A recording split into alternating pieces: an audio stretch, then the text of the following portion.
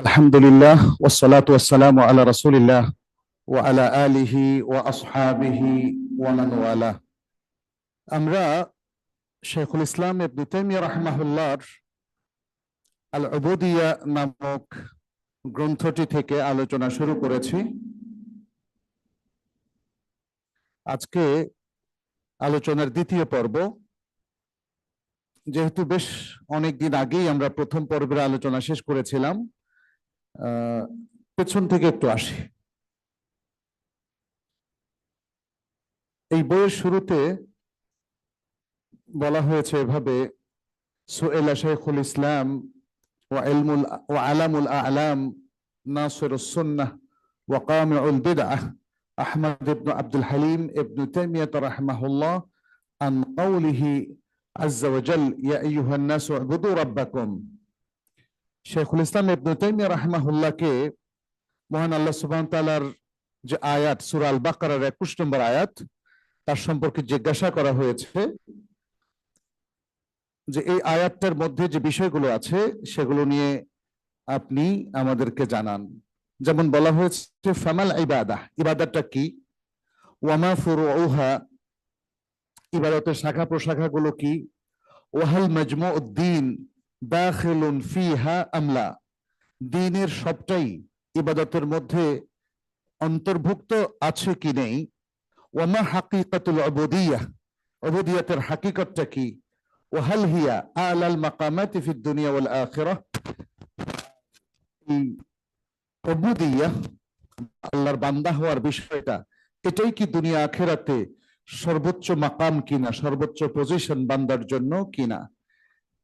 এবং আরো প্রশ্ন করা হয়েছিল আম ফাওকাহা শাইউম মিনাল মাকামাত, নাকি এর উপর আরো কোনো পজিশন রয়েছে?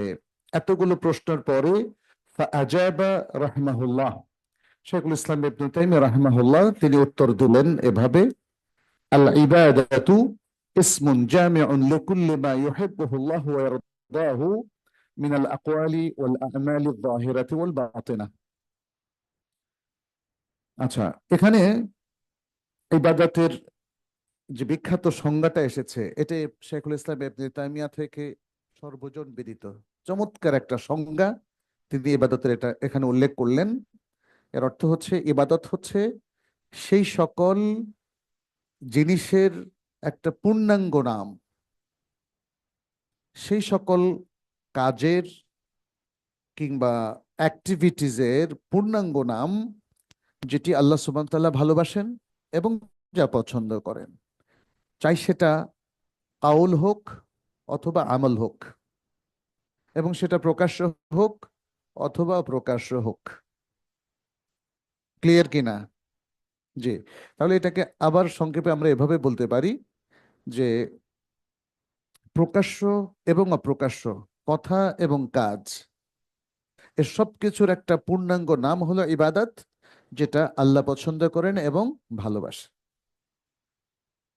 আমাদের কথা কাজের মধ্যে প্রকাশ্য আছে অপ্রকাশ্য আছে, যেগুলো আল্লাহ সুবহানাহু ওয়া তাআলা ভালোবাসেন সেগুলোই হলো ইবাদত, আর যেগুলো ভালোবাসেন না সেগুলো ইবাদত নয়। কারণ যেগুলো ভালোবাসেন না, হয় আল্লাহ সুবহানাহু ওয়া তাআলা সেগুলো নিষেধ করে দিয়েছেন অথবা অপছন্দ করেছেন, অর্থাৎ সেটা হয় হারাম নয় মাকরুহ।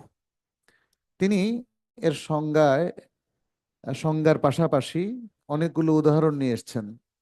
যেমন তিনি বলছেন সালাত, জাকাত, সিয়াম, হজ, সিদকুল হাদিস মানে সত্যবাদিতা বা সত্য কথা, ওয়া আদাউল আমানাহ আমানতদারি রক্ষা করা, আদায় করা, বিররুল ওয়ালিদাইন পিতামাতার প্রতি ইহসান করা অর্থাৎ তাদের সাথে সুন্দর আচরণ করা, সিলাতুল আরহাম আত্মীয়তার সম্পর্ক রক্ষা করা, আল ওয়াফা বিল উহুদ প্রতিশ্রুতি রক্ষা করা, আল আমর বিল মারুফ ভালো কাজের নির্দেশ দেওয়া, ওয়ান নাহি আনিল মুনকার অন্যায় কাজ থেকে নিষেধ করা, ওয়াল জিহাদু লিল কুফফারি ওয়াল মুনাফিকিন কুফফার এবং মুনাফিকিনদের বিরুদ্ধে জিহাদ করা, ওয়াল ইহসানু লিল জার এবং প্রতিবেশীর প্রতি সুন্দর আচরণ করা, ওয়াল ইয়াতীম ওয়াল মিসকিন ওয়া ইবনিস সাবিল ওয়াল মামলুক এবং ইয়াতীম, মিসকিন, পথচারী, মুসাফির আর দাস, তাদের প্রতি সুন্দর আচরণ করা, মিনাল আদমিয়িন ওয়াল বাহায়েম, চাই যাদের প্রতি আমরা ইহসান করব তারা মানুষ হোক অথবা পশু হোক। ওয়াদ-দুআ এগুলো সবই হলো ইবাদত। পাশাপাশি দোয়া, দিকির, আল কিরাআহ, কিরাআহ হতে পারে কিরাআতুল কিতাব ও কিরাআতুস সুন্নাহ অথবা কিরাআতুল কুতুবুল ইসলামিয়া, সবটাই তিনি বুঝিয়েছেন। এগুলো হলো ইবাদাহ। ওয়া আমসালু যালিকা, এরকম আরো যত ভালো ভালো কাজ আছে যা আল্লাহ পছন্দ করেন এবং ভালোবাসেন, সেটা হলো কি? ইবাদাহ। শাইখুল ইসলাম ইবনে তাইমিয়া এভাবে বুঝিয়ে দিলেন। এত সুন্দর করে দেখেন, কত বছর আগে তিনি বুঝালেন, আর আমরা কত বছর পরে তার এই বিষয়গুলো পড়ছি। আমাদের অনেক মানুষ মনে করে শুধু সালাত পড়লেই আল্লাহর খাস বান্দা হয়ে গেছে। একজন মানুষ পাক্কা মুসাল্লি, তিনি আল্লাহর খাস বান্দা হয়ে গেছেন, যদিও তিনি সুদ খান, ঘুষ খান, চুরি করেন, দেশদ্রোহী কাজ করেন, সমাজ বিরোধী কাজ করেন, তাই না?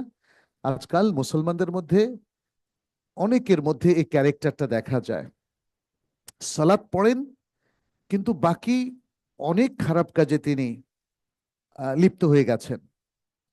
এর কারণটা কি জানেন? এই উবুদিয়তের ক্ষেত্রে তাদের সংকীর্ণ দৃষ্টিভঙ্গি।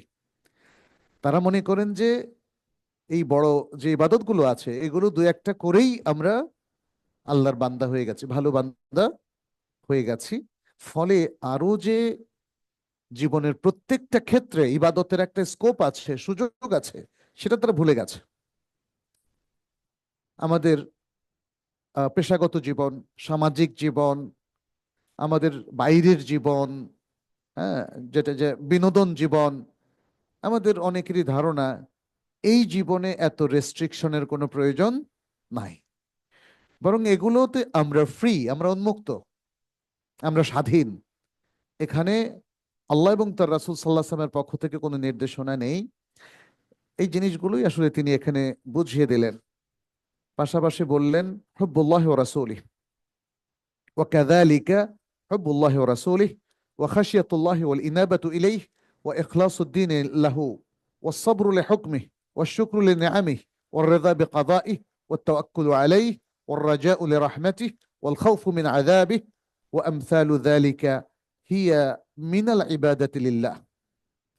একইভাবে আল্লাহ এবং রাসূলের প্রতি মাহাব্বা, ভালোবাসা পোষণ করা, আল্লাহর ভয়, আল্লাহর কাছে ইনাবাহ, ফিরে আসা, এবং আল্লাহর জন্য দ্বীনকে একনিষ্ঠ করে নেওয়া, আল্লাহর হুকুমের উপর সবর থাকা এবং আল্লাহর নিয়ামতগুলো শুকর করা, আল্লাহর যে কাদা, কাদার, তাকদীর, যা আল্লাহর ফয়সালা, তার প্রতি সন্তুষ্ট থাকা, আল্লাহর উপর তাওয়াক্কুল এবং নির্ভরতা স্থাপন করা, আল্লাহর রহমতের আশা করা, আল্লাহর আযাব থেকে ভয় করা, এসব কিছু হলো ইবাদাহ। আচ্ছা, আমি যেহেতু বেশ কিছু অংশ আমি পড়েছি, তারপর আবার একটু শুরু করি। আহ ওয়াযালিকা, তিনি বলছেন, এবার ব্যাখ্যা করছেন, আন্নাল ইবাদাতা লিল্লাহি হিয়াল গায়াতুল মাহবুবাতু লাহু ওয়াল মারদিয়াতু লাহু ওয়াল্লাতী খালাকাল খালকা লাহা কামা ক্বালা আল্লাহু তাআলা ওয়া মা খালাকতুল জিন্না ওয়াল ইনসা ইল্লা লিয়াবুদুন। তিনি বলছেন এর বিশদ ব্যাখ্যা হলো এই যে আল্লাহর জন্য ইবাদাহ, এটা হলো আল্লাহর পছন্দনীয় লক্ষ্য উদ্দেশ্য, এবং এমন লক্ষ্য উদ্দেশ্য যার প্রতি আল্লাহ সন্তুষ্ট। আমাদের জীবনের একটা লক্ষ্য, যেটাকে কে চুজ করেছেন? আল্লাহ। যেটাকে কে পছন্দ করেছেন? আল্লাহ। যেটাকে কে ভালোবাসেন? আল্লাহ। ইবাদত হলো সেই লক্ষ্য, সেই গায়াত, সেই হাদাফ, সেই গারাদ। এবং এরপরে তিনি বলছেন ওয়াল্লাতী খালাকাল খালকা লাহা, এই ইবাদতের জন্যই তিনি সমস্ত সৃষ্টিকে সৃষ্টি করলেন। যেমনটি তিনি বলেছেন, ওয়ামা খালাকতুল জিন্না ওয়াল ইনসা ইল্লা লিয়াবুদুন, আমি জিন এবং ইনসানকে শুধু আমার ইবাদতের জন্যই সৃষ্টি করেছি। এরপরে ইবনে তাইমিয়া রাহিমাহুল্লাহ বলেন, ওয়াবিহা আরসালা জামিআর রুসুল, এই ইবাদত সহকারী, ইবাদতের মিশন দিয়ে তিনি সকল রাসূলকে প্রেরণ করেছিলেন। কামা ক্বালা নূহুন লিকাওমিহি, যেমনটি নূহ আলাইহিস সালাম তার জাতিকে উদ্দেশ্য করে বলেছিলেন, উবুদুল্লাহ মা লাকুম মিন ইলাহিন গায়রুহ, তোমরা আল্লাহর ইবাদত করো, তিনি ছাড়া তোমাদের আর সত্যিকার কোনো ইলাহ নেই। সূরা আল আরাফ 59 নম্বর আয়াত।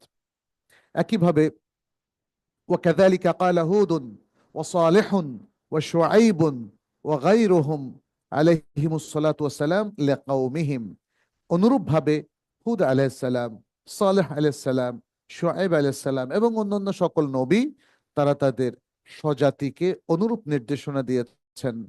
ওয়াকালা তাআলা, ইমাম ইবনে তাইমিয়া রেফারেন্স দিচ্ছেন, বলছেন আল্লাহ সুবহানাহু ওয়া তাআলা বললেন কি, ওয়ালাকাদ বাআথনা ফি কুল্লি উম্মাতির রাসূলান আন ই'বুদুল্লাহা ওয়াজতানিবুত তাগুত ফামিনহুম মান হাদাল্লাহু ওয়া মিনহুম মান হাক্কাত আলাইহিদ দালালা।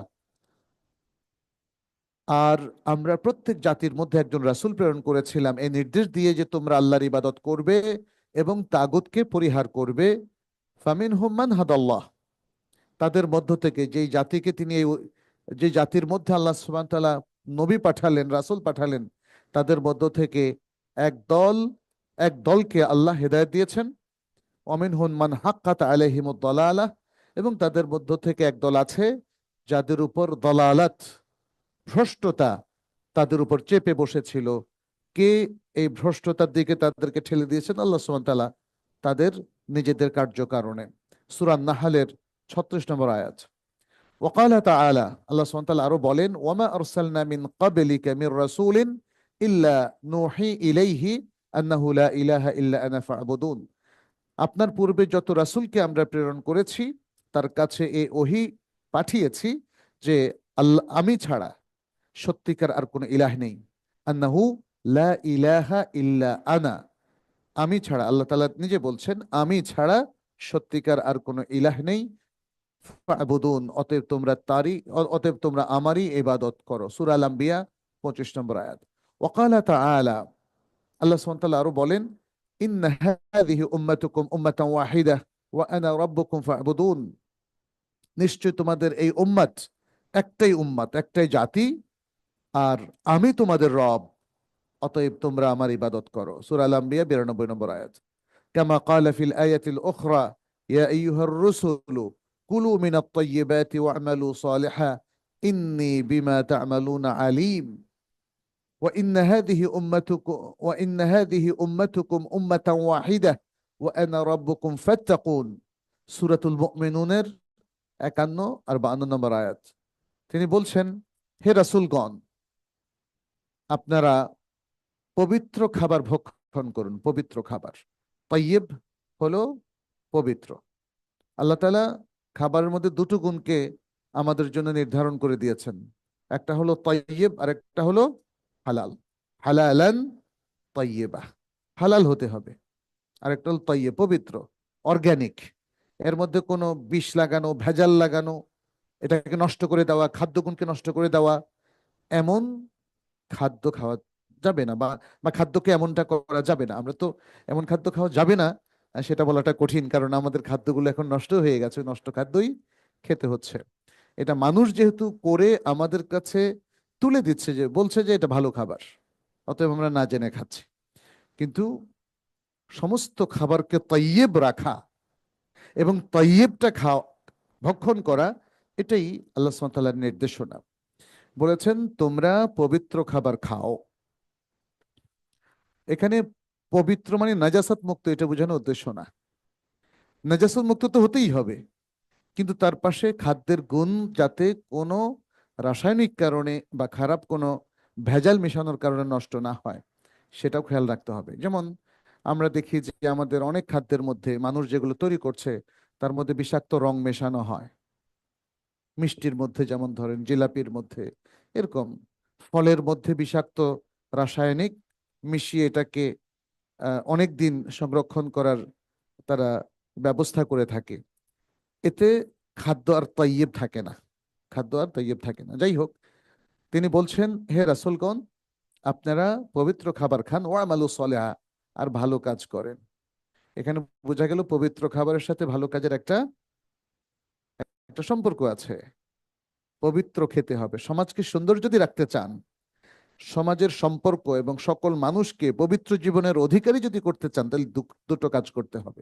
এটা নবীদের কাজ, রাসূলদের কাজ, পবিত্র খাবার খাওয়া আর আমালে সালেহ করা। যে কোনো একটা যদি নষ্ট হয়, তাহলে সমাজের ব্যালেন্স নষ্ট হয়ে যাবে। যাই হোক, এটা ভিন্ন আলোচনা, আমি মাঝে মাঝে একটু ইনপুট দিচ্ছি। এরপর আল্লাহ বলছেন, ইন্নী বিমা তা'মালুনা আলিম, তোমরা যে আমল করছো আমি সেটা সম্পর্কে সম্যক অবহিত, জানি। আর তোমাদের উম্মত একটাই উম্মত, আমি তোমাদের রব, অতএব ফাত্তাকুন, আমাকে ভয় করো, আমার তাকওয়া অবলম্বন করো। আগেরটা বলছে ফা'বুদুন, এটা হলো ফাত্তাকুন। এরপর শাইখুল ইসলাম বলছেন, ওয়াজআলা যালিকা লাযিমান লিরাসূলিহি সাল্লাল্লাহু আলাইহি ওয়াসাল্লাম ইলাল মাউত, আর এই কাজটা তিনি তার রাসূলের জন্য, অর্থাৎ এই কাজটা কোনটা? ইবাদত। ইবাদতটাকে তিনি তার রাসূল মুহাম্মদ সাল্লাল্লাহু আলাইহি সাল্লামের জন্য মৃত্যু পর্যন্ত লাজিম করে দিয়েছেন, ফরজ করে দিয়েছেন। কামা ক্বালা ওয়া'বুদ রাব্বাকা হাত্তা ইয়াতিয়াকাল ইয়াকিন, সূরাতুল হিজর 99 নম্বর আয়াত। আর তুমি তোমার রবের ইবাদত করো যতক্ষণ না তোমার কাছে ইয়াকিন তথা নিশ্চিত বস্তুটা আসে। সেটা কি? মৃত্যু। যতক্ষণ না তোমাদের কাছে ইয়াকিন অর্থাৎ মৃত্যু চলে আসে, অর্থাৎ আমৃত্যু তুমি তোমার রবের ইবাদত করতে থাকো।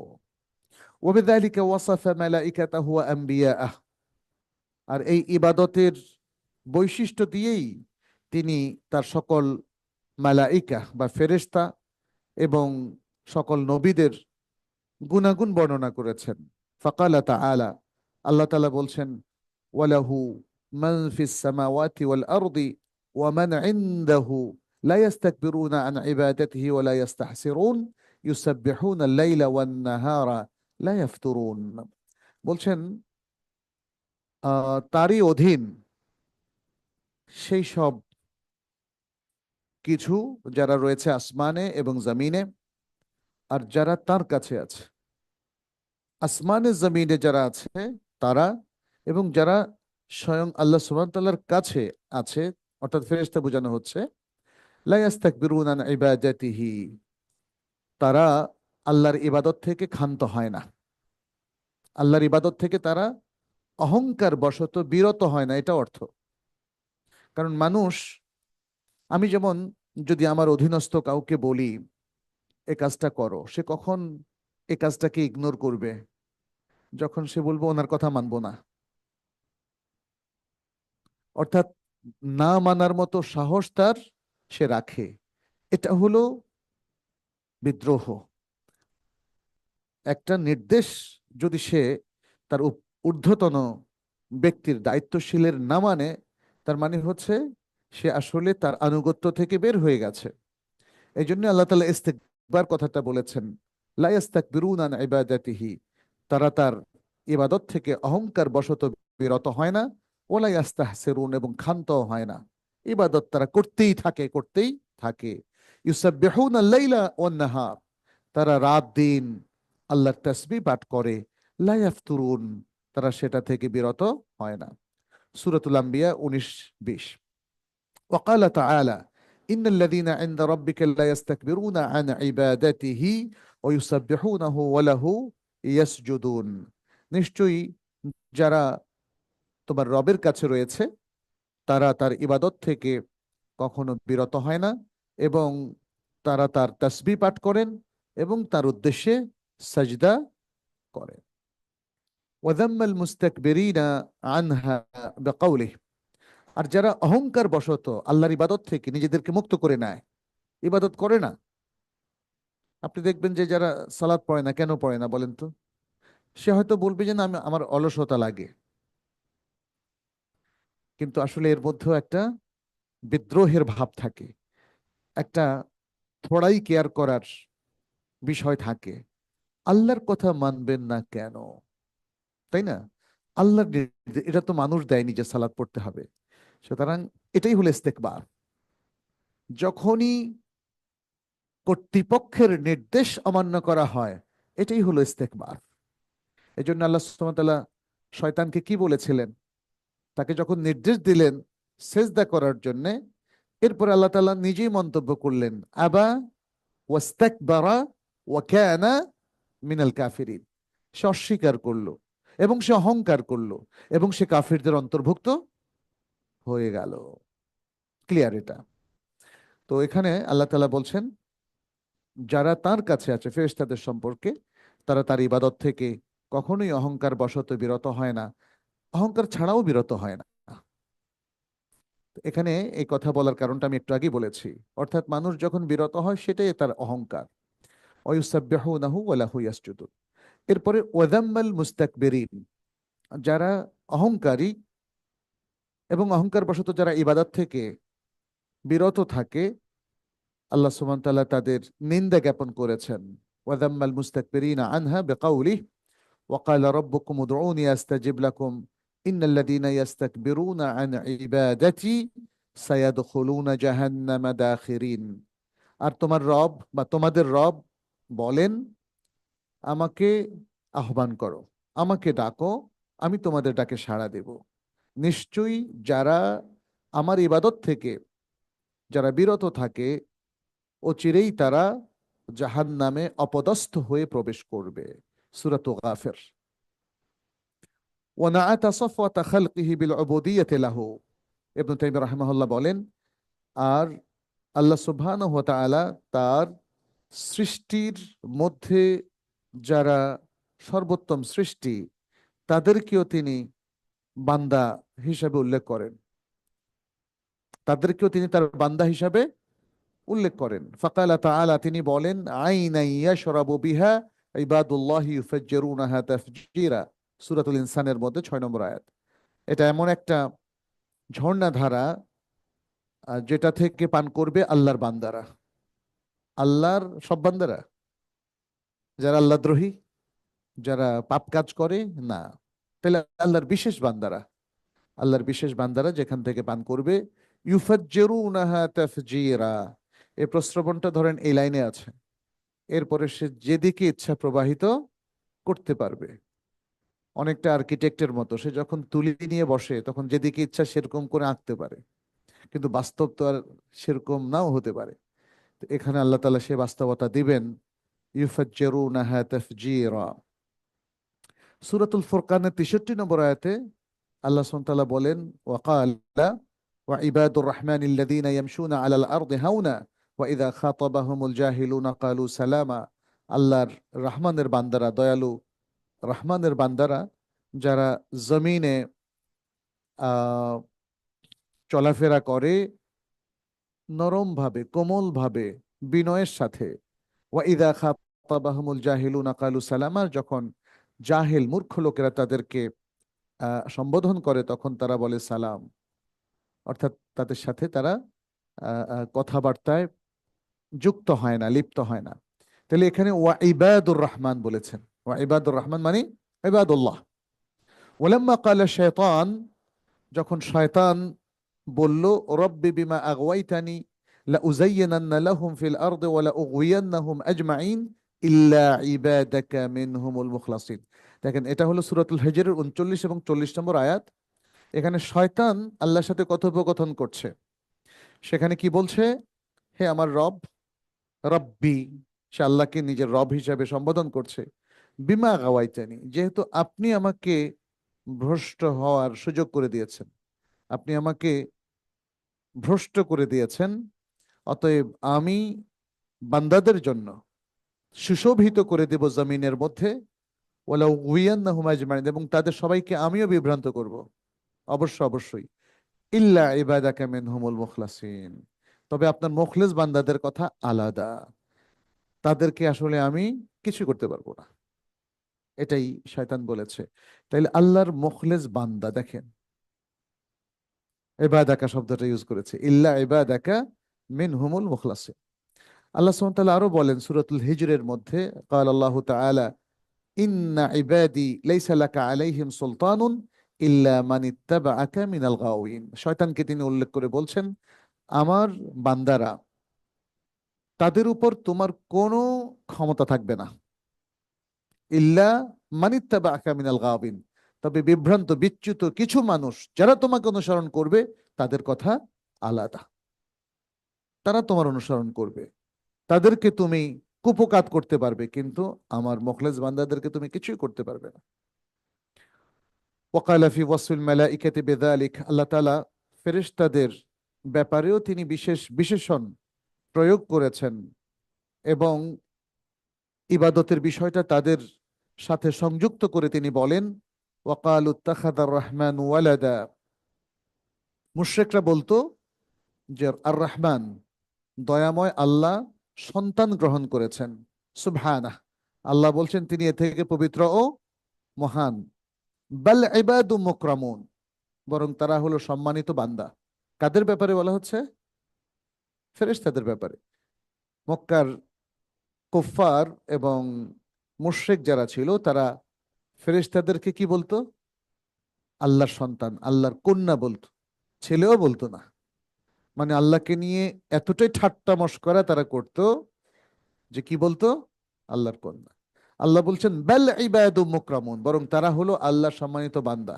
এখানেও দেখেন উবুদিয়্যাহ, আব্দ, আল্লাহর দাস, এই কথাটা সবার ক্ষেত্রে আল্লাহ তুলে ধরছেন, কারণ তিনি তার বান্দা হওয়াকে খুব পছন্দ করেন। তার রাসূলরা তার বান্দা, ফেরেশতারা তার বান্দা, যারা সার্বক্ষণিক ইবাদতে লিপ্ত থাকে তারা তার প্রিয় বান্দা, সম্মানিত বান্দা। এটাই বোঝানোর চেষ্টা করছেন তিনি এই আয়াতগুলোর মাধ্যমে অডিয়েন্সকে।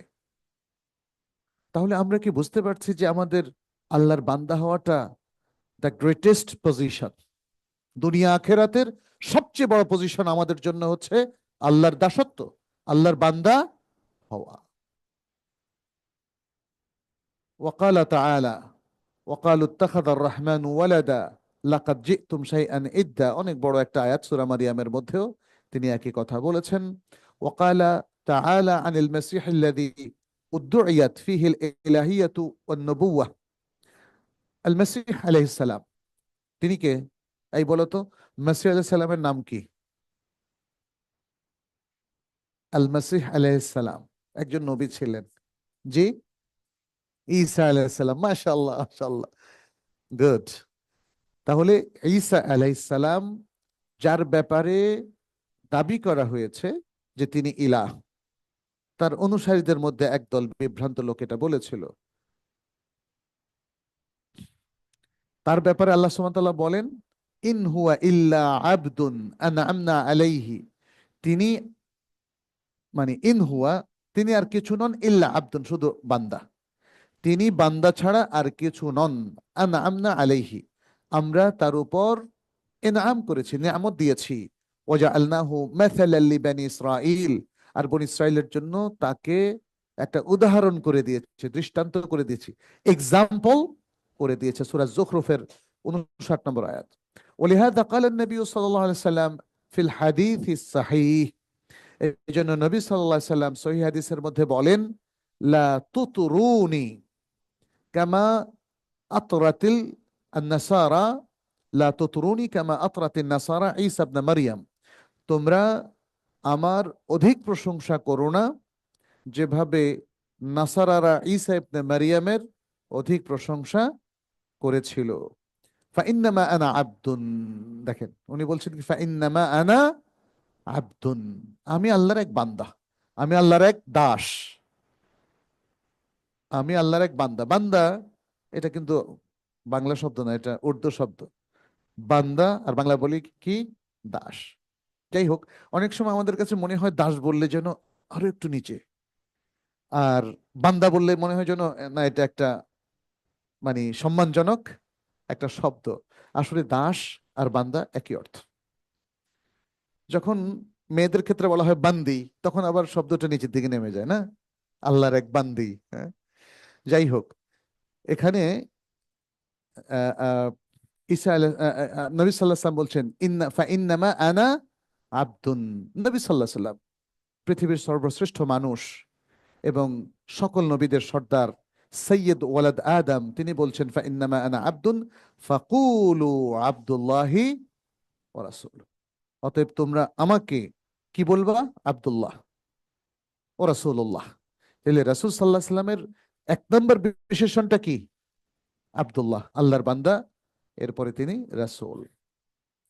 ওয়াকাদ নাআতাহু আল্লাহু বিল উবুদিয়্যাতি ফি আকমাল আহওয়ালিহি, আল্লাহ সুবহানাহু ওয়া তাআলা তার এই বান্দার বিশেষণটা পূর্ণাঙ্গভাবে পেশ করেছেন সূরাতুল ইসরা, যেটাকে সূরা বনী ইসরাঈল আমরা বলি 1 নম্বর আয়াত। সুবহানাল্লাযী আসরা বিআবদিহি লাইলান, যে পাক ও পবিত্র, পবিত্র ও মহান সেই সত্তা যিনি তার বান্দাকে রাত্রে পরিভ্রমণ করিয়েছেন। কে তিনি? তুমি বলো তো বাবা, কে তিনি? এখানে আল্লাহ বলছেন কি?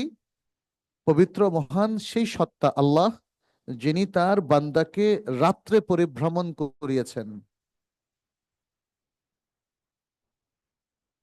আপনারা বলেন। মুহাম্মদ সাল্লাল্লাহু আলাইহি সাল্লাম। কোন রাতে এটা হয়েছিল? মেরাজের রাতে। মেরাজের আগে কি হয়েছিল এটা কি জানা আছে কারো? সেদিন দুটো ঘটনা ঘটেছে। প্রথম ঘটনাটা কি? ইসরা। ইসরা, প্রথম ঘটনাটা ইসরা। সেটাই আল্লাহ তাআলা সূরা বনী ইসরাঈলের মধ্যে বর্ণনা করছেন। সুবহানাল্লাযী আসরা বিআবদিহি লাইলাম মিনাল মাসজিদিল হারাম ইলাল মাসজিদিল আকসা। মসজিদুল হারাম থেকে মসজিদুল আকসাতে রাত্রে আল্লাহ তার বান্দাকে তথা মুহাম্মদ সাল্লাল্লাহু আলাইহি সাল্লামকে পরিভ্রমণ করিয়েছেন। তাহলে এটা হলো ইসরার ঘটনা। এখানে আল্লাহ তাআলা মুহাম্মদ, কারণ কোরআনে তো তিনি মুহাম্মদ উল্লেখ করেছেন, করেননি? তিনি মুহাম্মদ সাল্লাল্লাহু আলাইহি সাল্লামের নাম উল্লেখ করেছেন, কিন্তু এখানে আব্দ হিসাবে উল্লেখ করে তিনি তাকে আরো আলা মাকামের ব্যবস্থা করে দিলেন, আরো উচ্চ মাকামের অধিকারী বলে তিনি এখানে তাকে উপস্থাপন করলেন। সুবহানাল্লাহ। এভাবে আমরা দেখি যে আরো অনেকগুলো আয়াতে শাইখুল ইসলাম আরো অনেকগুলো আয়াত নিয়ে এসেছেন। আমি সংক্ষেপে বলি। আন-নাজমের মধ্যে ফাআউহা ইলা আবদিহি মা আওহা, এটা ইসরার ঘটনার পরে মেরাজের ঘটনাকে সূরা আন-নাজমের শুরুতে মেরাজের ঘটনা বলা হয়েছে, সূরাতুল ইসরার শুরুতে ইসরার ঘটনার কথা বলা হয়েছে। তাহলে এখানে আল্লাহ বলছেন এরপরে তিনি তার বান্দার কাছে ওহী পাঠালেন, যা ওহী পাঠানোর কথা ছিল বা যা ওহী পাঠাবার সেটা তিনি পাঠালেন। এরপরে তিনি সূরাতুল জিন্নের মধ্যে সেই একই বান্দার কথা বললেন, নবী সাল্লাল্লাহু আলাইহি ওয়াসাল্লামের কথা। ওয়া আন্নাহু লাম্মা কামা আব্দুল্লাহ ইয়াদউহু কাদু ইয়াকুনুনা আলাইহি লিবাদা। ওয়া আন্নাহু লাম্মা কামা আব্দুল্লাহ, যখন আব্দুল্লাহ দাঁড়ালেন কিয়ামুল লাইলে, রাতের সালাতে। আব্দুল্লাহ কে এখানে? মুহাম্মদ সাল্লাল্লাহু আলাইহি ওয়াসাল্লাম। এরপরে সূরা আল বাকারার শুরুতে তিনি সমগ্র মানুষকে যে চ্যালেঞ্জটা ছুঁড়ে দিয়েছিলেন, সেখানেও কিন্তু আব্দ কথাটা উল্লেখ করেছেন। وإن كنتم في وإن كنتم في ريب مما نزلنا على عبدنا فأتوا بسورة من مثله। আর যদি তোমরা আমি আমার বান্দার উপর যা নাজিল করেছি সে ব্যাপারে সন্দেহে থাকো, তাহলে অনুরূপ একটা সূরা তোমরা নিয়ে আসো। কেউ কি আনতে পেরেছিল? আচ্ছা।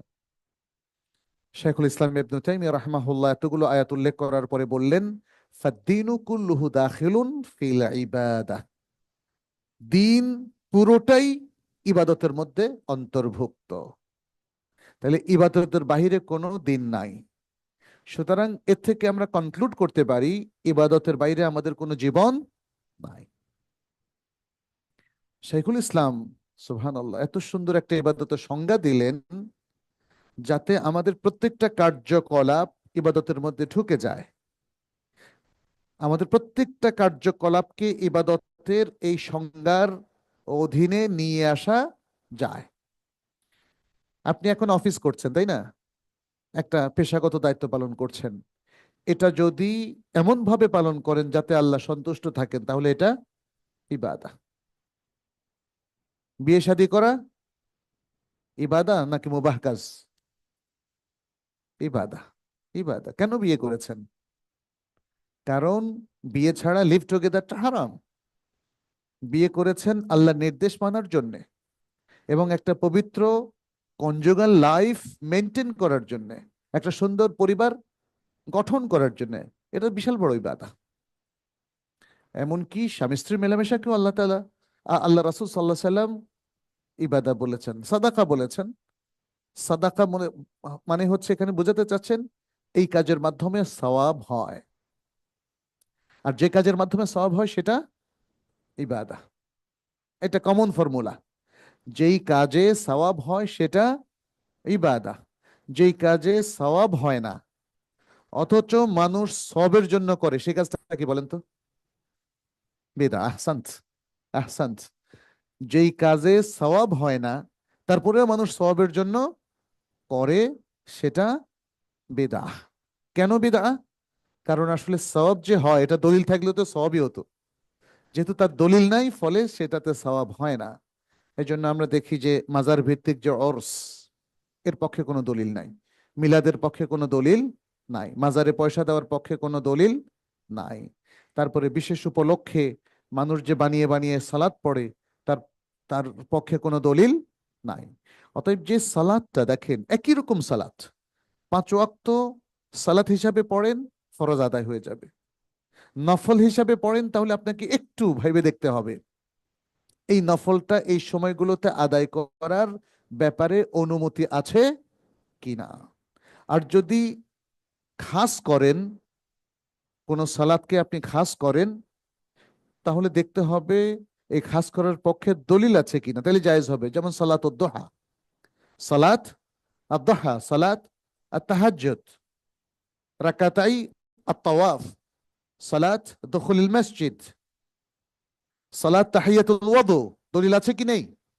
আছে। কিন্তু যদি বলেন যে সালাত দুখুলুল বাইত, ঘরে প্রবেশের সালাত, হুম, মাদ্রাসায় ঢোকার সালাত, যেহেতু আপনি স্পেশাল করে ফেলেছেন কোনো দলিল ছাড়া, তাহলে আমরা বলবো দলিল ছাড়া কোনো কিছু যখন আপনি রচনা করবেন তখন তাতে সওয়াব হবে না। ফলে সেই কাজকে যদি সওয়াবের আশায় আপনি করেন সেটি কি হবে? বেদাত হবে, বেদাত হবে। এই আচ্ছা, তাহলে আমরা এর থেকে বুঝতে পারলাম যে গোটা দিনই ব্যবস্থা, গোটা দিনই ইবাদতের মধ্যে দাখিল। এই জন্য আল্লাহ তাআলা বারবার ইবাদতের কথা বলেছেন, ওয়ামা উমিরু ইল্লা লিয়াবুদুল্লাহ মুখলিসিনা লাহুদ্দিন। তাদেরকে নির্দেশই দেওয়া হয়েছে তারা যেন দিনকে আল্লাহর জন্য একনিষ্ঠ করে নিয়ে আল্লাহর ইবাদত করে। তাহলে গোটা দিনই ব্যবস্থাটাই ইবাদতের মধ্যে গণ্য হবে। শেখুল ইসলাম এরপরে বলছেন ওয়াকাদ সাবাতা ফিস সহিহ,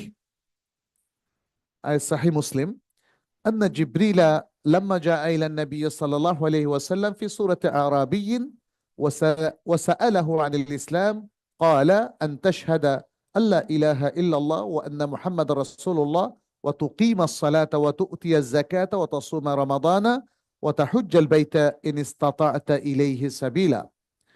তিনি বলেছেন যে সহিহ হাদিসের মধ্যে, তো আমরা দেখি যে এটা মুসলিমের মধ্যে এসেছে, সহিহ হাদিসের মধ্যে এছাড়া অন্যান্য হাদিস গ্রন্থেও মূলত এসেছে। কি এসেছে? যে জিবরাইল আলাইহিস সালাম যখন নবী সাল্লাল্লাহু আলাইহি সাল্লামের কাছে একজন গ্রামীণ ব্যক্তির ছবি বা বেশ ধারণ করে আসলেন এবং তাকে ইসলাম সম্পর্কে জিজ্ঞাসা করলেন, তখন নবী সাল্লাল্লাহু আলাইহি সাল্লাম বললেন, তুমি একথা, ইসলাম হলো তুমি একথা সাক্ষ্য দেবে যে আল্লাহ ছাড়া সত্যিকার আর কোনো ইলাহ নেই এবং মুহাম্মদ সাল্লাল্লাহু আলাইহি সাল্লাম আল্লাহর রাসূল, এবং তুমি সালাত কায়েম করবে আর জাকাত প্রদান করবে এবং রমাদানের সিয়াম রাখবে আর সক্ষম হলে হজ করবে। কয়টা হলো? 5টা। এই 5টা রোকন মিলে কি ইসলাম। তিনি ইসলামের সংজ্ঞাটা দিলেন। ক্বালা ফামাল ঈমান, তখন সেই ফেরেশতা জিবরিল জিজ্ঞেস করলেন ঈমানটা কি বলেন।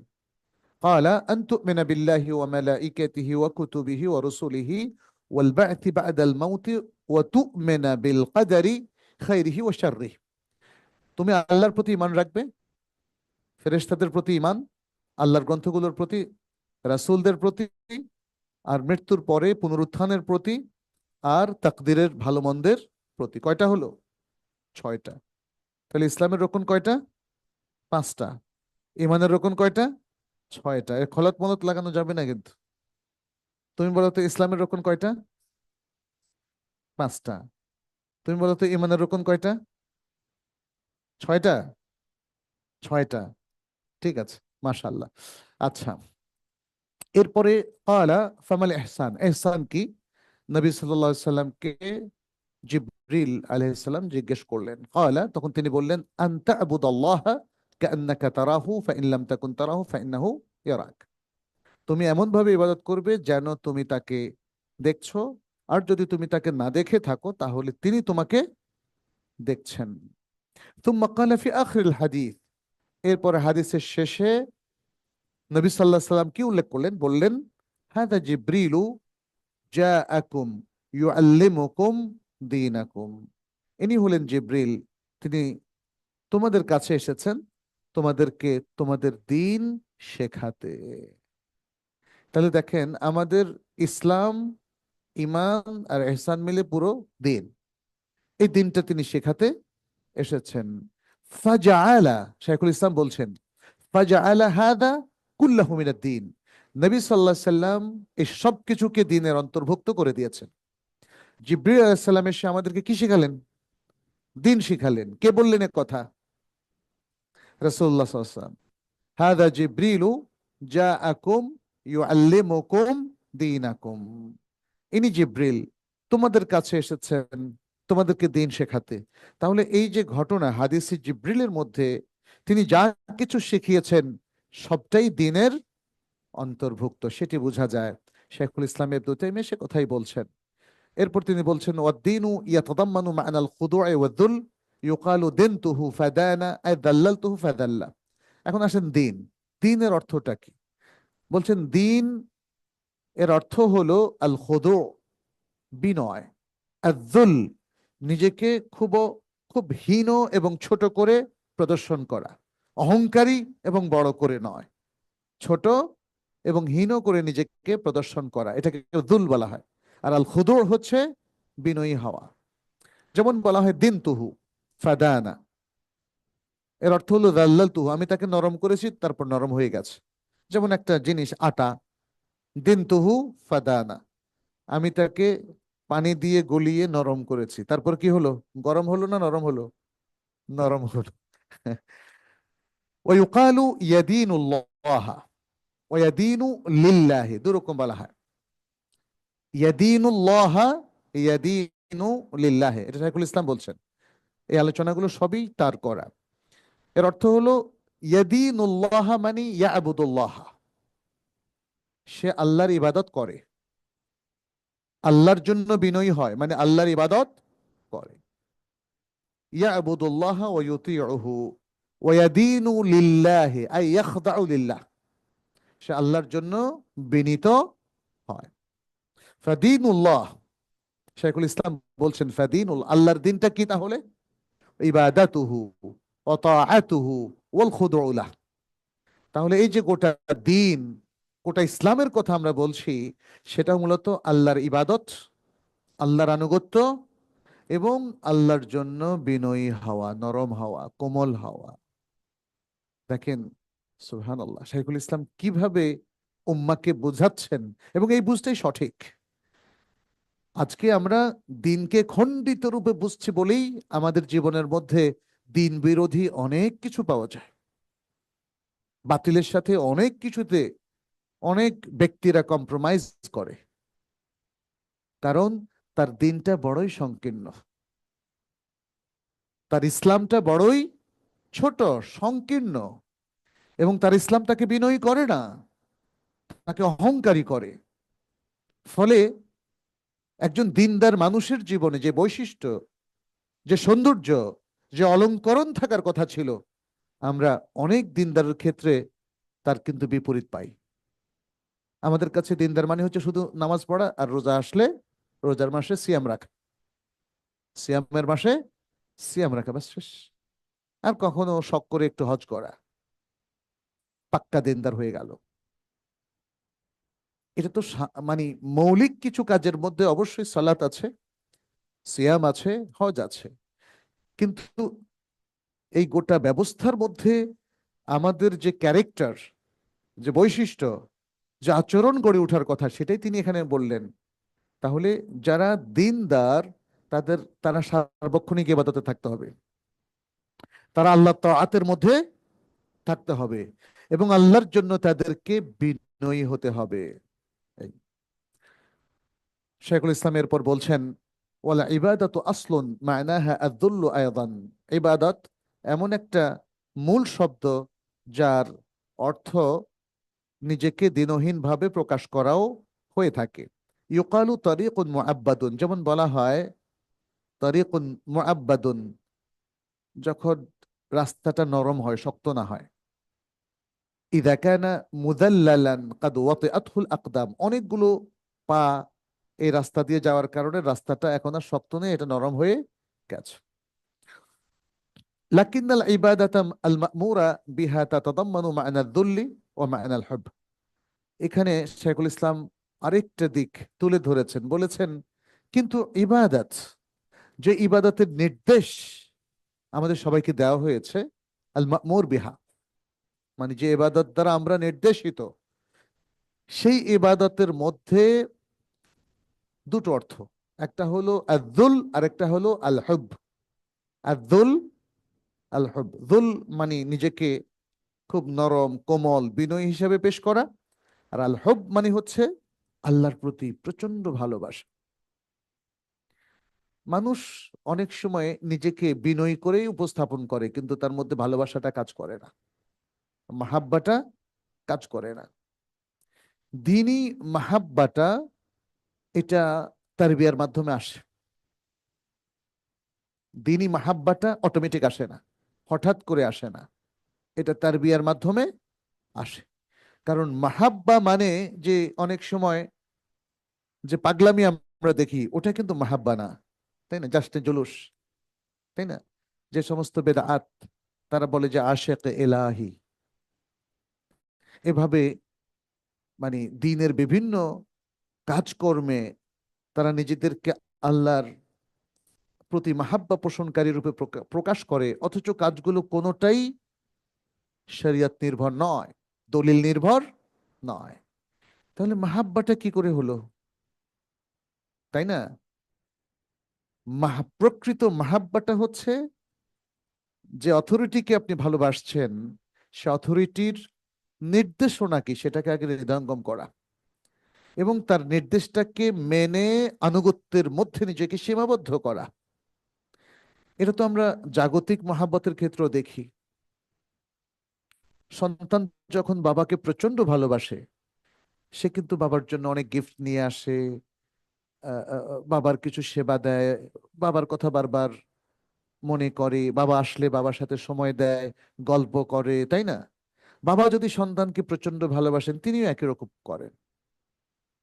স্বামী স্ত্রীর প্রতি যদি ভালোবাসা থাকে, ভালোবাসাটা মানে রুটিন দায়িত্ব পালন না, এটা আরো একটু বিশেষ আকর্ষণ, তাই না?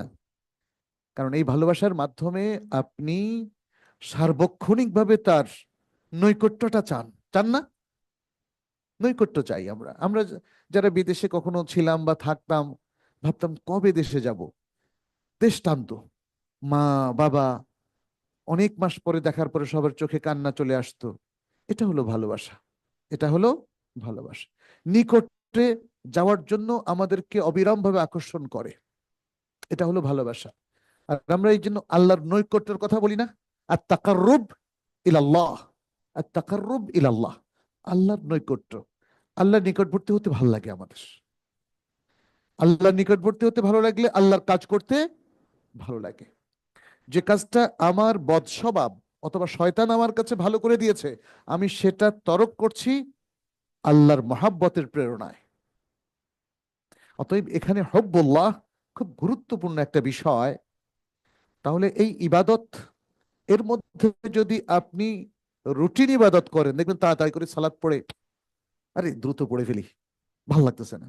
অনেক সময় বলবেন যে পত্রিকা পড়ছেন না, আজকে রাত্রে সালাত পড়লাম না। হ্যাঁ, একজন আমাকে বলতেছিল যে ভালো ছাত্র, খুব পড়াশোনা করতো, মুসলিম, সে মাঝে মাঝে সালাত স্যাক্রিফাইস করে। সালাত স্যাক্রিফাইস আবার কি? বলছে সালাত পড়ি না পড়ার স্বার্থে। আমাদের দেশে অনেক মা বাবারা বাচ্চাদের সিয়াম রাখায় না পরীক্ষার স্বার্থে। বুঝতে পেরেছেন?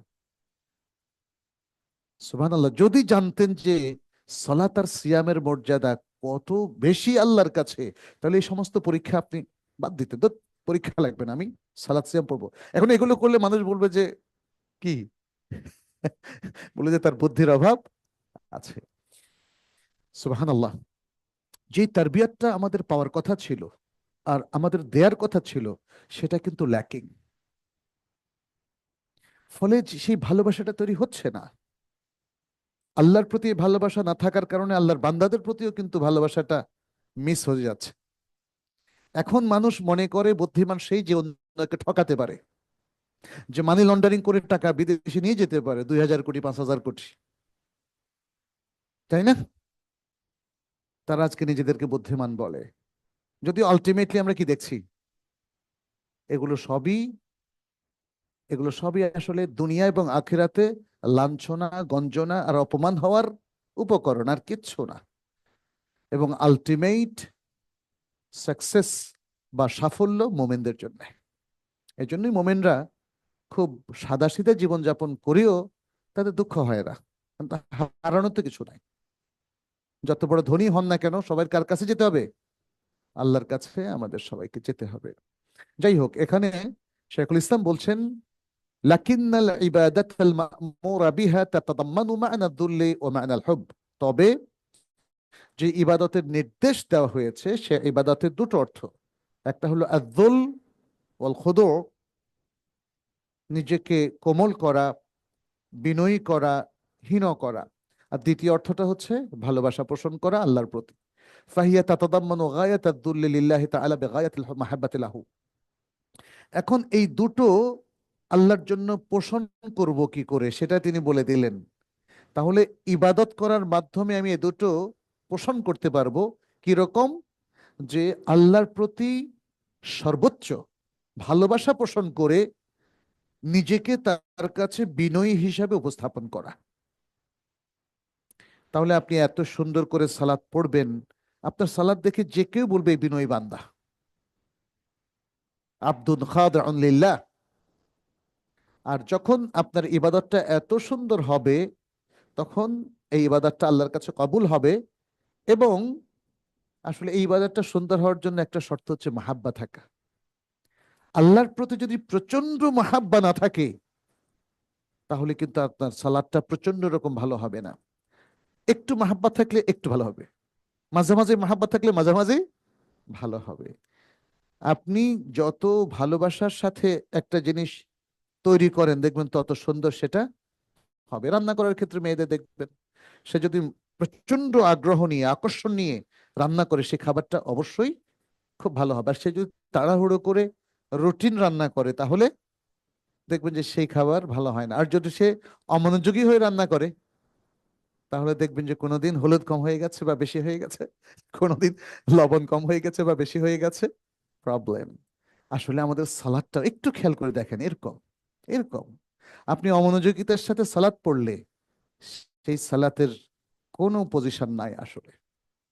এই এরপর শাইখুল ইসলাম বলছেন, ফাইন্না আখিরা মারাতিবিল হুব হুয়া তাতাইয়ুম ওয়া আউয়ালুহু আল আলাকাতু লিতাআল্লুকিল কলবি বিল মাহবুব থুম্মা আস-সাবাবা লিনসিবাবিল কলবি ইলাইহি থুম্মা আল গারাম। তিনি দেখেন মাহাব্বা কিভাবে আপনাকে আল্লাহ আল্লাহ করে ফেলে, সেই কথাটা এখানে বর্ণনা করছেন, খুব সুন্দর।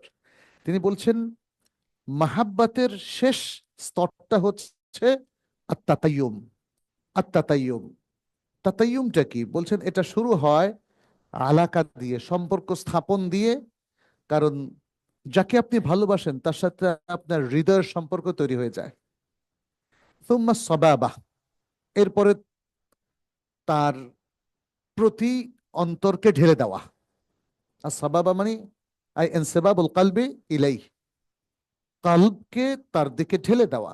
সুম্মাল গারাম, গারাম এরপর হলো গারাম। গারামটা কি? গারাম হলে হচ্ছে অন্তরে যেই ভালোবাসাটা প্রতীত থাকে, অন্তর্জাত ভালোবাসা, মুখের ভালোবাসা না। এটা বলছে আল হুব্বুল লাযিমু লিল কলব। গারামটার সংজ্ঞা তিনি দিচ্ছেন, আল হুব্বুল লাযিমু লিল কলব। থুম্মা আল ইশক, এরপরে প্রচন্ড আগ্রহ এবং আকর্ষণ। ওয়া আখিরুহা আত-তাতায়্যুম, ওয়া আখিরুহা আত-তাতায়্যুম, এবং শেষ হলো আত-তাআব্বুদ। আত-তাতায়্যুম মানে হচ্ছে তার জন্য ইবাদত করা, তার জন্য ইবাদত করা। আমি একটা ছেলেকে একবার দেখলাম, সে একজন ক্রিকেটার সম্পর্কে বলছে যে আই ওয়ার্শিপ হিম, সে হয়তো সত্যই বলেছে, যদিও এটা শিরক, কোনো সন্দেহ নাই। কিন্তু সে কেন একজন ক্রিকেটারকে পূজা করে? এটা প্রচন্ড ভালোবাসা থেকে সৃষ্ট। যে ভালোবাসাটা আল্লাহর জন্য হওয়া উচিত, সে তার সম্পর্কে গাফিল থাকার কারণে দেখা যাচ্ছে সে দুনিয়ার অনেক কিছুকে এত বেশি ভালোবাসে, ফলে তার আল্লাহর সাথে ভালোবাসাটা বিচ্ছিন্ন হয়ে যায়, নষ্ট করে ফেলে সে, এবং সে শিরকের মধ্যে লিপ্ত হয়। এখানে তাইলে মুতাইয়েম, মুতাইয়েম মানে মুআব্বাদ লিমাহবুবিহি। তাইলে তাতাইয়ুম মানে হচ্ছে এখানে তাআব্বুদ। আচ্ছা, এরপর শাইখুল ইসলাম বলছেন, ওয়ামান খাদাআ লিইনসানিন মা বুগদিহি লাহু লা ইয়াকুনু আবেদান লাহু। আর যে ব্যক্তি কোনো মানুষের জন্য বিনয়ী হয় অথচ মনে মনে তাকে ঘৃণা করে, সে একজন মানুষের কাছে, যেমন রাজা বাদশাদের এই অবস্থা, কিন্তু অধিকাংশ রাজা বাদশাদের এই অবস্থা, ঠিক না?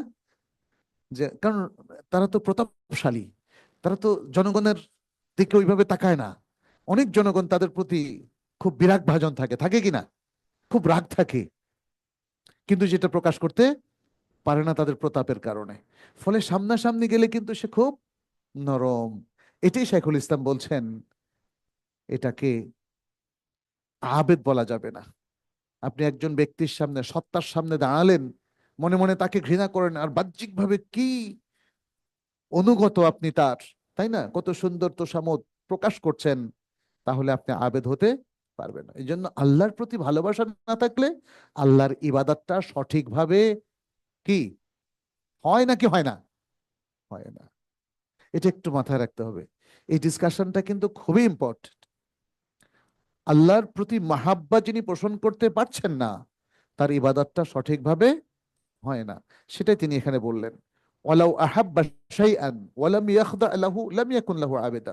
আর যদি এমনটা হয় যে সে ভালোবাসে, কিন্তু মাহবুব যাকে সে ভালোবাসে তার জন্য তার কোনো ধরনের সুন্দর আচরণ নাই, তা আকর্ষণ নাই, এবং তার কাছে সে নিজেকে নিবেদনও করছে না, সঁপেও দিচ্ছে না, তাহলেও সে তার আবেদ হতে পারবে না। তার মানে হচ্ছে, যদি আপনার দুটো গুণ একসাথে থাকে, আযযুল্লু ওয়াল হুব্বু, আযযুল্লু কোমল হওয়া, বিনয়ী হওয়া, ওয়াল হুব্বু ভালোবাসা পোষণ করা, তাহলে আপনি আবেদ হতে পারবেন। যে কোনো একটা বাদ গেলে আপনি সত্যিকারের ইবাদত গুজার হতে পারবেন না। সেটা তিনি বললেন, কামা কাদ ইউহিব্বু ওয়ালাদাহু ওয়া সাদিকাহু। যেভাবে অনেক, এখানে তিনি চেষ্টার উদাহরণ দিলেন যে অনেক সময় বাবা সন্তানকে ভালোবাসে, কিন্তু তার কাছে সে কোমল হয় না, তার কাছে সে কোমল হয় না, হওয়ার প্রয়োজন নাই।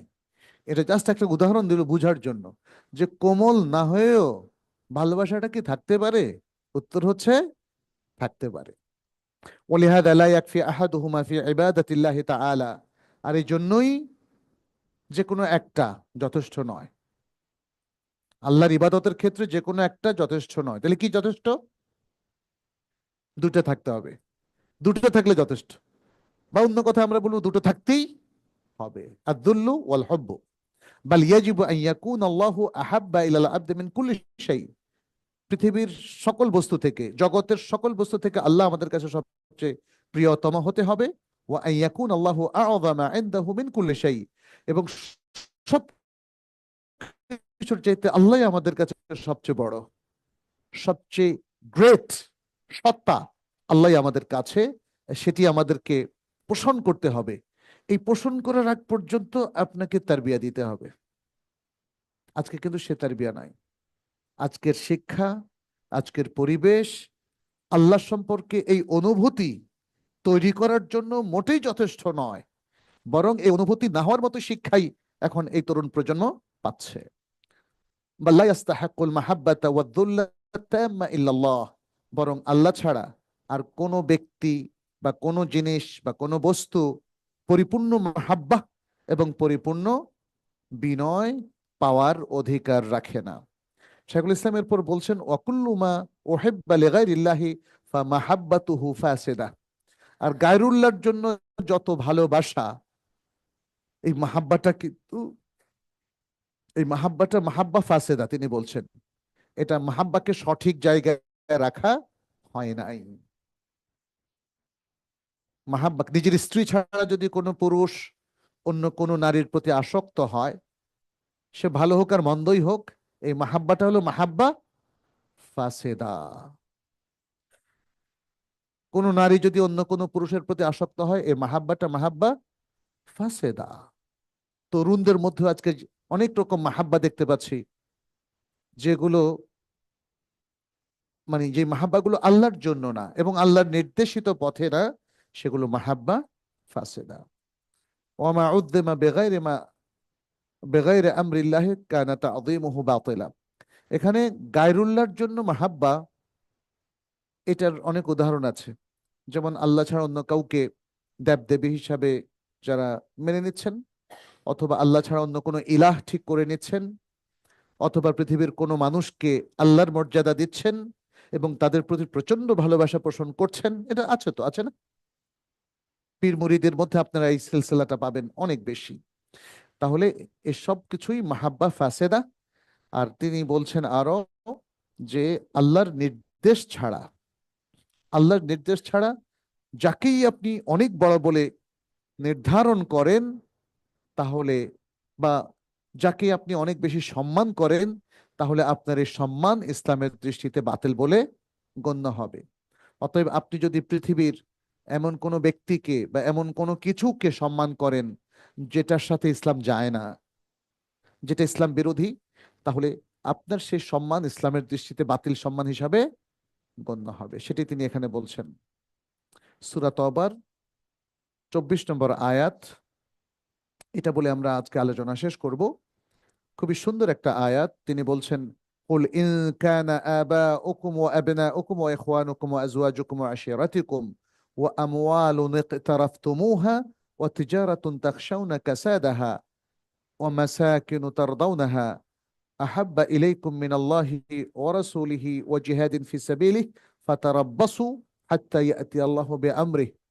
বলো, যদি তোমাদের বাপ দাদা এবং তোমাদের সন্তান সন্ততি, তোমাদের ভাই বেরাদার, তোমাদের স্ত্রীগণ এবং তোমাদের আত্মীয় স্বজন এবং যে সম্পদ তোমরা অর্জন করেছ, যেই তিজারাত এর ক্ষতিগ্রস্ত হওয়ার আশঙ্কা তোমরা করো, এবং সুন্দর সুন্দর যে বাসস্থানগুলো তোমাদের আছে, এসব কিছু তোমাদের কাছে আল্লাহ এবং তার রাসূলের চাইতে অধিকতর প্রিয় এবং আল্লাহর পথে জিহাদের চাইতে অধিকতর প্রিয়, তাহলে তোমরা অপেক্ষা করো আল্লাহর নির্দেশ আসা পর্যন্ত। এটা একটা হুমকি, এটা একটা হুমকি। অতএব গায়রুল্লাহকে আল্লাহর চাইতে কখনোই প্রাধান্য দেওয়া যাবে না।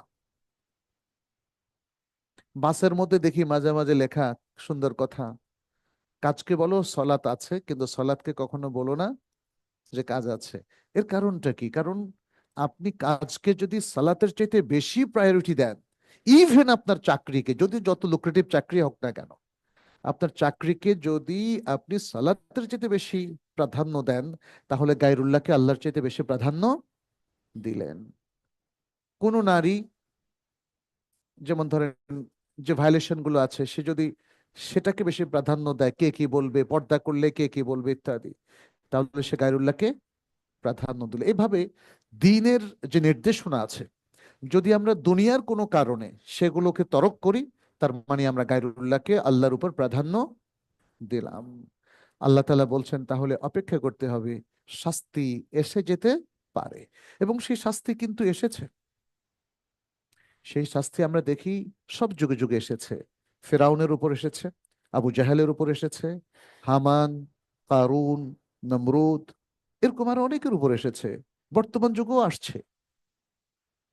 শাস্তি এটা আল্লাহ তাআলার পক্ষ থেকে একটা চলমান প্রক্রিয়া, আসবে যদি আল্লাহ এবং তার রাসূলকে আমরা প্রাধান্য না দিই। তবে মুমিনের জীবনে যে ট্রায়ালটা আসে, ওটাকে আমরা শাস্তি বলবো না, ওটা ট্রায়াল, পরীক্ষা। আল্লাহ তাআলা তার প্রিয় বান্দাদেরকেও পরীক্ষা করেন, আবার যারা অপ্রিয় বান্দা তাদেরকে তিনি ট্রায়ালের মধ্যে ফেলেন, তবে অধিকাংশ ক্ষেত্রে তাদেরকে তিনি শাস্তি দিয়ে থাকেন।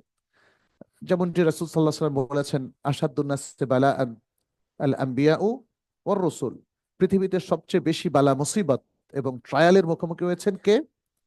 নবী রাসূলগণ, তারপরে আল্লাহর যিনি সবচেয়ে নিকটবর্তী, সেভাবে যিনি যত নিকটবর্তী তিনি তত ট্রায়ালের মুখোমুখি হবেন।